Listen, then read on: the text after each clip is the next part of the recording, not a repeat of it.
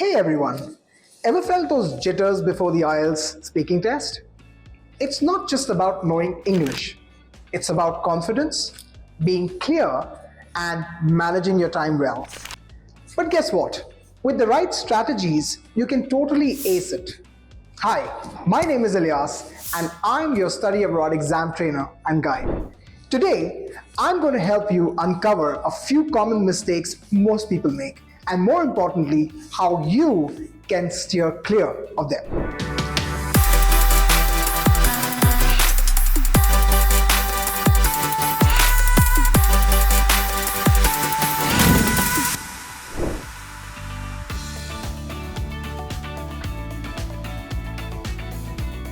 So let's talk about the first most common people make, and that's lack of preparation. Many a times we feel that we know how to speak in English and we don't need to practice because we'll just go there and answer the questions of the examiner and that's that. But that's not how it works. There is the normal world that we live in where we speak in English regularly, but then there is an IELTS world, and these two worlds are different. We need to know what the examiner is looking for. There are three parts in the speaking test on your IELTS exam. There's part 1 where there's a question and answer. There's part 2 where you will speak individually. There's part 3 again that entails question and answer, but you don't know how much to speak, where to stop. You don't know what the examiner wants you to do. He will ask you the question. You will have to answer, but how is what you need to know. And that's where practice and knowledge of the test come into play. Another commonly made mistake is you want to impress the examiner. Do not, and I repeat, do not do that. The examiner is not sitting there to get impressed by you. They are just there to ask you questions. The way you answer, they'll evaluate you on your skill at which you've answered the question. The examiner does not look for specific words coming out of your mouth, specific sentences framed in certain manners. They don't. They will just ask you the questions and they will look at your answer in detail.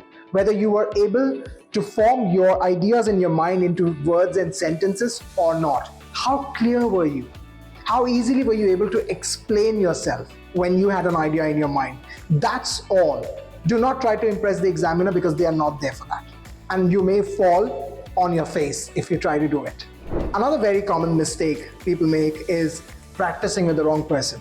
Now, when I say wrong person, please don't get me wrong.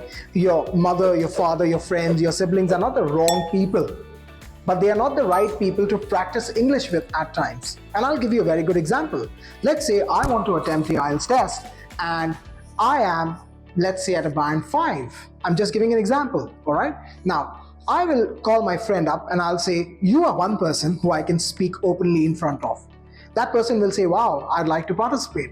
That person is at a band 4. That means one band lower than mine. Now, if I start speaking in English in front of my friend will be in awe. Wow, Ilyas, you are amazing. But is that the right person to take that feedback from?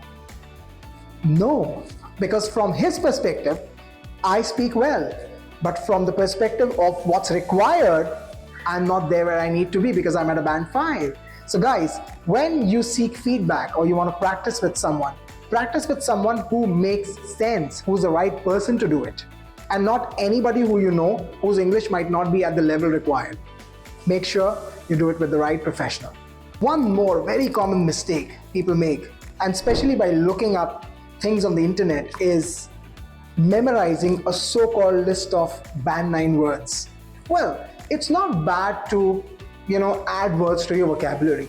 It's always good, right? But don't try to fit those words that you've learned into something that it may not relate with. For example, there's a word called plethora, P-L-E-T-H-O-R-A. Many people even pronounce it as plethora, which is incorrect. But plethora is a word that common people don't use it in their regular vocabulary. What happens is, I had one student who comes and says, sir, I've learned this word and I would like to fit it in. On purpose, I asked him questions that do not fit the word in at all, and he tried to do it. And every time he tried to do it, he made a blunder.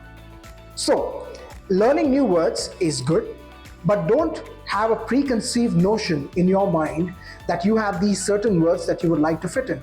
The examiner may ask you a question and an answer to that absolutely makes no sense with that word in it. So don't do that. Don't try to learn words and fit them in where not required. Another funny mistake, this time I'm not using the word common, I'm using the word funny. Another funny mistake people make is faking an accent. And you will know why I'm saying it's a funny mistake. Because when you try to fake an accent, you sound funny. People don't realize this, but it's an absolute no-no. For example, if there is a British examiner sitting and examining you, and you are an American, just an example, you are an American.